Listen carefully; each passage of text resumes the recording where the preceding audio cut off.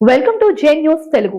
Punganur YCP నాయకులు JMD function hall నందు నేడు మెగా డిఎస్సీపై వైసీపీ పోరాటంలో భాగంగా టౌన్ హాల్ సమావేశం నిర్వహించారు.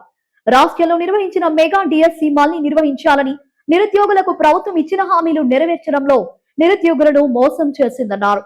చిత్తూరు మాజీ ఎంపీ రెడ్డప్ప మాట్లాడుతూ టీడీపీ కూటమి ప్రభుత్వం ప్రజలకు ఇచ్చిన హామీలు నెరవేర్చడంలో విఫలం అయిందని, నిరుద్యోగులకు విద్యార్థులకు మంత్రి నారా లోకేష్ మోసం చేస్తున్నారని పొంగనూరు నియోజకవర్గం పరిశీలకులు జింకా చలపతి మాట్లాడుతూ రాష్ట్ర వ్యాప్తంగా మెగా డిఎస్సీ అక్రమాలపై వైసీపీ ప్రభుత్వం చేపట్టిన ఫీజు రియంబర్స్మెంట్పై పోరాటాల్లో భాగంగా రాష్ట్ర వ్యాప్తంగా ఈ నెల 6, 7, 8 తేదీలలో అన్ని నియోజకవర్గ సెంటర్ల వద్ద పెద్ద ఎత్తున రిలే నిరాహార దీక్షలు నిర్వహించడం జరుగుతోందని, 10వ తారీఖున పెద్ద ఎత్తున ర్యాలీ నిర్వహించడం జరుగుతుంది. ఈ ర్యాలీలో మాజీ మంత్రి పెద్దిరెడ్డి రామచంద్రారెడ్డి కూడా పాల్గొనున్నారని ఆయన తెలిపారు.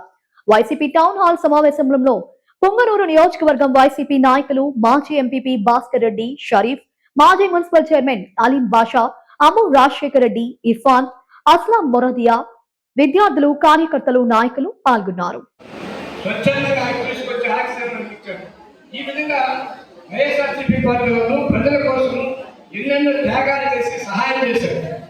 కానీ ఇప్పుడు ఈ ఎంతసేపు అమరావతి అమరావతి అమరావతి అమరావతి వచ్చేదానికి చంద్రబాబు నాయుడు మనం 10 ఏళ్ల కాలము హైదరాబాద్ ఉండింటే మనం తిరిగేవాళ్ళు ఎవరు లేదు. ఆయన ఏదో ఆ డబ్బు విషయంలో, ఎలక్షన్ విషయంలో దొరికిపోయాడని చెప్పేసి ఆగంగా పరిగెత్తుకుంటే వచ్చేసి ఆ అమరావతి కట్టాలి. ఇంతవరకు కట్ల అమరావతి 15 ఏళ్ళు అయిపోయింది. ఇప్పుడు ఆ కట్టే డబ్బులంతా కూడా మనమంతా ట్యాక్స్ కట్టాల్సి వస్తుంది. అమరావతి కట్టే క్యాపిటల్ మనమందరూ డబ్బులు మనం ఎందుకు కట్టాలి? ఎక్కడ ఏ బిల్లు కూడా క్యాపిటల్ పెట్టుకున్న జరుగుతుంది.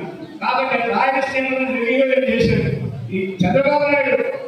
2 కాలేజీలు డిగ్రీ కాలేజీ కానీ తర్వాత ఇప్పుడు ద్రవిడ యూనివర్సిటీ దగ్గర రాజశేఖర్ గారి పిల్లలు వస్తుంది. చంద్రబాబు నాయుడు ఏం చేయాలి? ఆయన ఇచ్చిందంటే medical college private college, engineering college private college. అదేవిధంగా ఈ విధంగా జగన్మోహన్ రెడ్డి ఎప్పుడు అబద్ధాలు చెప్తారు, ఆయన నిజమే మాట్లాడతారు. కాబట్టి ఆయన ఈసీ మెంబర్గా ఉన్నారు. నాకు క్లాస్మేట్ చంద్రబాబు నాయుడు 78 ఎమ్మెల్యే అయిన తర్వాత డిఎస్సీ మెంబర్గా ఉన్నారు. అప్పుడే 3,000 రూపాయలు డిఎస్సీ. ఇప్పుడు ఆయన కూడా విద్యాశాఖ మంత్రి అయినాడు. కంప్లీట్గా డిఎస్సీ ఇలాంటి అన్యాయాలు జరగకూడదు అనేసి దీనికి మనమందరూ కూడా గ్రామీణ ప్రాంతానికి చాలా మంది ఉన్నారు. కాబట్టి దయచేసి మీరంతా ఇళ్ళకి వెళ్ళి చంద్రబాబు నాయుడు ఏ విధంగా అన్యాయం చేస్తున్న ఈ అన్యాయం తెలియజేసి తిరిగి ఈ డిఎస్సీలో సెలెక్ట్ చేసిన వాళ్ళని క్యాన్సిల్ చేసి తిరిగి మళ్ళీ డిఎస్సీ పెట్టాలనేసి అంతవరకు వైఎస్ఆర్సీపీ పార్టీ జగన్మోహన్ రెడ్డి ఆదేశాల ప్రకారము, మన వెంకటరెడ్డి రామనాయుడు గారి ఆదేశాల ప్రకారము మేము నిరాహారం ఇచ్చేదానికి సిద్ధంగా ఉన్నాము. అందులో మార్పు రావాలి. ఈ ప్రభుత్వాన్ని లేకపోతే కూటమి ప్రభుత్వం కూడా అందరికీ అన్యాయం జరుగుతున్నందుకు ఎవరికి న్యాయం జరగడం లేదు. కాబట్టి మనం దయచేసి మరొకసారి మీరందరూ ఆలోచించి జగన్మోహన్ గారి నాయకత్వాన్ని బలపరచాలనేసి, వైఎస్ఆర్సీపీ పార్టీని బలపరచాలనేసి మీరందరూ కూడా చాలా మంది వచ్చారు. ఎవరికి డబ్బులేది కూడా లేదు, అందరికీ త్యాగం చేస్తారనే ఈ స్టేజ్ పైన కూర్చున్నారు.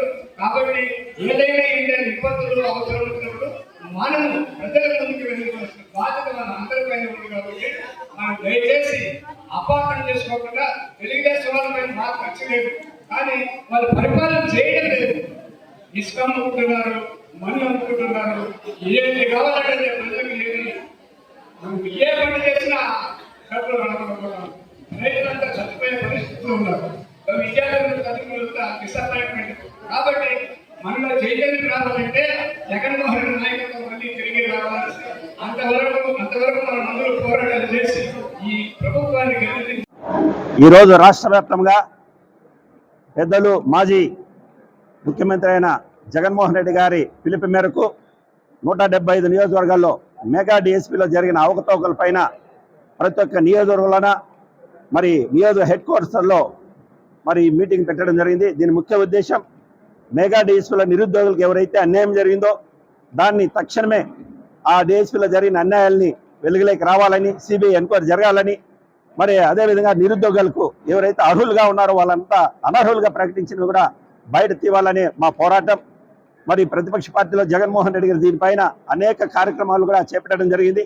దానిలో భాగంగా ఈరోజు పుంగనూరు నియోజకవర్గంలో పెద్దలు పుంగనూరు శాసనసభ్యులు మాజీ మంత్రివర్యులు పెద్దలు రామచంద్రరెడ్డి గారు అయితేనేమి, అదేవిధంగా రాజంపేట పార్లమెంట్ సభ్యులు యువనాయకుడు మిథున్ రెడ్డి గారి నాయకత్వంలో ఈరోజు పెద్ద ఎత్తున నిరుద్యోగులు, విద్యార్థులు, అదేవిధంగా వైఎస్ఆర్ కాంగ్రెస్ పార్టీ 6 మండలాలు మున్సిపాలిటీలో ఉన్న నాయకులందరూ కూడా ఈ సమావేశంకి వచ్చారు.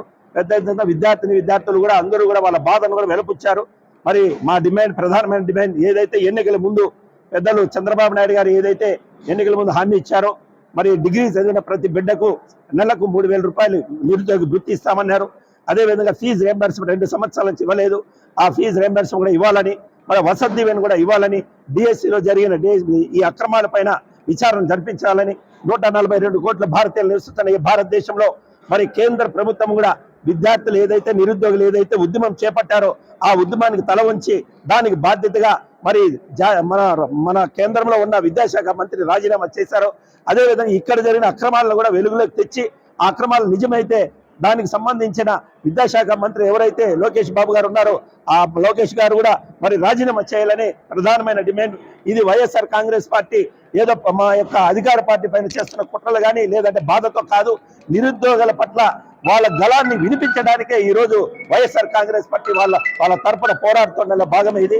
మరి ఈ కార్యక్రమం మరి 6, 7, 8, 9, 4 రోజులు ఈ యొక్క రాష్ట్రంలో ప్రతి ఒక్క నియోజకవర్గ హెడ్ క్వార్టర్స్ లో రిలే నిరాహార దీక్షలు చేపడతారు. ఈ రిలే నిరాహార దీక్షలకు పుంగనూరు శాసనసభలు మాజీ మంత్రుల పెద్దలు మరి రామచంద్రరెడ్డి గారు కూడా రిలే నిరాహార దీక్ష మద్దతుగా మరి అన్న కూడా పాల్గొంటారు.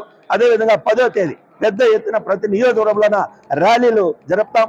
ఈ ర్యాలీలో కూడా పెద్దలు మరి రామచంద్రరెడ్డి అన్న గారు కూడా పాల్గొంటారు. కాబట్టి ఈ నియోజకవర్గంలో ప్రతి ఒక్క లీడరు, ఎంపీపీ అయితేనేమి, డిప్యూటీసీ అయితేనేమి, కౌన్సిలర్ అయితేనేమి, చైర్మన్ అయితేనేమి, సింగిల్ విండో ప్రెసిడెంట్లు అయితేనేమి, ప్రతి రైతులు, విద్యార్థి, నిరుద్యోగి ప్రతి అందరూ కూడా పాల్గొని మరి ఈ ప్రభుత్వానికి ఈ యొక్క నిరుద్యోగుల పట్ల జరుగుతున్న ఈ అన్యాయాన్ని మరొక్కసారి ఈ రాష్ట్రం 5,37,00,000 మంది ముక్త కంఠంతో ఈ ప్రభుత్వాన్ని నిలదీసడానికే వైఎస్ జగన్మోహన్ రెడ్డి నాయకత్వంలో ఈ కార్యక్రమం